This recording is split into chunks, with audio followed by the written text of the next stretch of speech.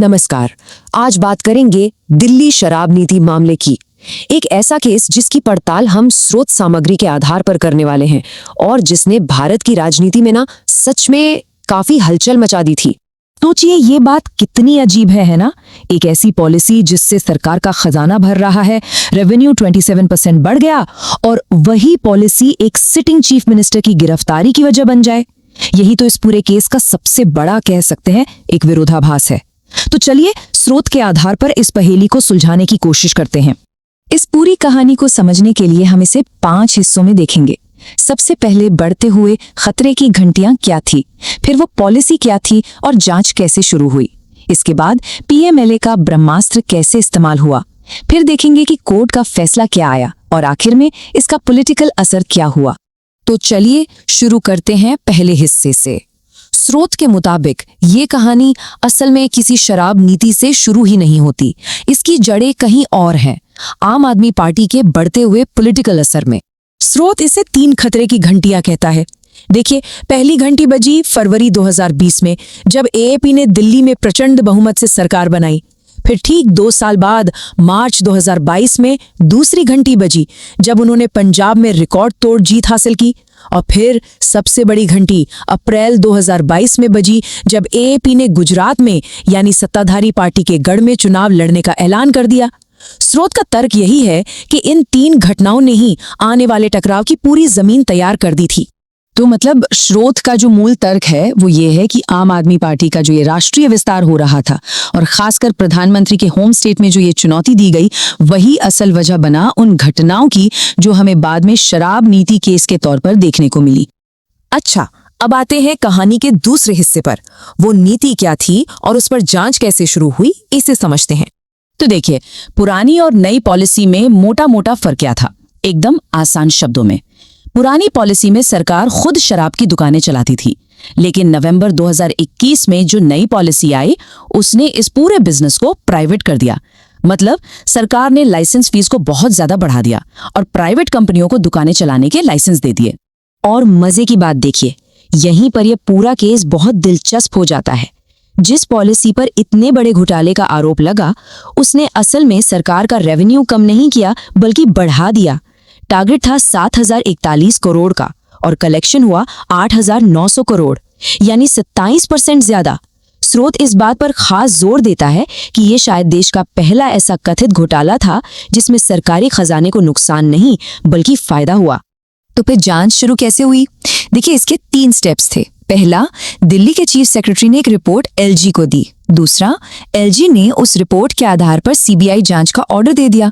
और तीसरा, सीबीआई ने एफआईआर दर्ज कर ली। और स्रोत इस बात की तरफ भी इशारा करता है कि ये जो सारे पद थे, चीफ सेक्रेटरी, एलजी, सीबीआई, ये सब केंद्र सरकार के ही अधीन आते हैं। अब कहानी के उस हिस्से में आते हैं जिसे स्रोत ने इस पूरे केस का ब्रह्मास्त्र कहा है। एक ऐसा कानूनी हथियार जिसका नाम है पीएमएलए यानी prevention of money laundering act. अब देखिए, ये कानून बना तो था ड्रग्स की तस्करी और आतंकवाद की फंडिंग जैसे बड़े अपराधों से लड़ने के लिए, लेकिन स्रोत का तर्क ये है कि पिछले कुछ सालों में इसका इस्तेमाल ज्यादातर विपक्षी नेताओं पर ही हुआ है। और पता है इस कानून को इतना खतरनाक क्या बनाता है? इसकी जमानत की शर्त। हमारे नॉर्मल कानून में क्या होता है, आप तब तक निर्दोष हैं जब तक दोषी साबित न हो जाएं। पीएमएलए इस नियम को सिर के बल खड़ा कर देता है। यहाँ आप तब तक दोषी माने जाते हैं जब तक खुद को निर्दोष साबित न कर दें। मतलब बेल लेने के लिए आरोपी को ही जज को यकीन दिलाना पड़ता है कि वो बेगुनाह है, और इसीलिए पीएमएलए में बेल मिलना लगभग नामुमकिन जैसा हो जाता है। और स्रोत के मुताबिक इसी कानून का इस्तेमाल करके आम आदमी पार्टी की जो टॉप लीडरशिप थी उसे एक एक करके टारगेट किया गया। Health minister Satyendra Jain, education minister Manish Sisodia, communication head Vijay Nair, Rajya Sabha सांसद संजय सिंह और आखिरी में चीफ मिनिस्टर अरविंद केजरीवाल। तो 2 साल तक ये केस चला। लंबी कानूनी लड़ाई हुई, मीडिया में ट्रायल चला, राजनीति में भूचाल आया और फिर तारीख आई 27 फरवरी 2026। इस दिन अदालत का वो फैसला आया जिसने सच में पूरी कहानी का रुख ही मोड़ दिया। कोर्ट ने अपने फैसले में एकदम साफ शब्दों में कहा, पूरा मामला बेबुनियाद साबित हुआ है। सीबीआई ने जो भी केस बनाया था, जो भी सबूत पेश किए थे, वो अदालत की स्क्रूटनी में, उसकी जांच में टिक ही नहीं पाए। कोर्ट ने प्रोसिक्यूशन के सबूतों की एक एक करके धज्जियां उड़ा दी। जैसे कि मनी ट्रेल का सबूत, वो पेंसिल से लिखी हुई कुछ पर्चियां थीं। जो मेन अप्रूवर यानी सरकारी गवाह था, उसका खुद का मनी ट्रेल इलेक्टोरल बॉन्ड्स के जरिए बीजेपी तक जा रहा था। और तो और कोर्ट ने यह भी पाया कि जो सबूत आरोपी के पक्ष में थे, उन्हें 14,000 ईमेल्स के एक ढेर में कहीं दबा दिया गया था। लेकिन सबसे बड़ा सवाल तो किंगपिन का था। एजेंसियों ने जिसे इस पूरे कथित घोटाले का मास्टरमाइंड बताया था, यानी अरविंद केजरीवाल, उनके खिलाफ कोर्ट में क्या पेश किया गया? इस पर कोर्ट की फाइंडिंग बहुत क्लियर थी। कोर्ट ने नोट किया कि केजरीवाल का नाम पहली, दूसरी, तीसरी किसी चार्जशीट में था ही नहीं। उनका नाम चौथी सप्लीमेंट्री चार्जशीट में डाला गया। और इससे भी बड़ी बात, प्रोसिक्यूशन कोई भी ऐसा सबूत नहीं दे पाया जिससे ये साबित हो कि केजरीवाल किसी आरोपी से मिले थे या किसी साजिश वाली मीटिंग में शामिल हुए थे। और शायद कोर्ट की सबसे तीखी, सबसे सख्त टिप्पणी जांच के तरीके पर ही थी। कोर्ट ने कहा, ये कोई जांच नहीं थी, ये एक पहले से सोची समझी कहानी थी जिसमें लोगों को बस फिट किया जा रहा था। कोर्ट ने इसे एक कोरियोग्राफ्ड एक्सरसाइज का नाम दिया। तो केस का तो ये हाल हुआ, लेकिन अब देखते हैं कि इसका राजनीतिक नतीजा, इसका पॉलिटिकल फॉलआउट क्या रहा। देखिए, कोर्ट का फैसला तो बाद में आया, लेकिन जो राजनीतिक नुकसान होना था वो पहले ही हो चुका था। अरविंद केजरीवाल को जमानत की शर्तों की वजह से सीएम पद से इस्तीफा देना पड़ा।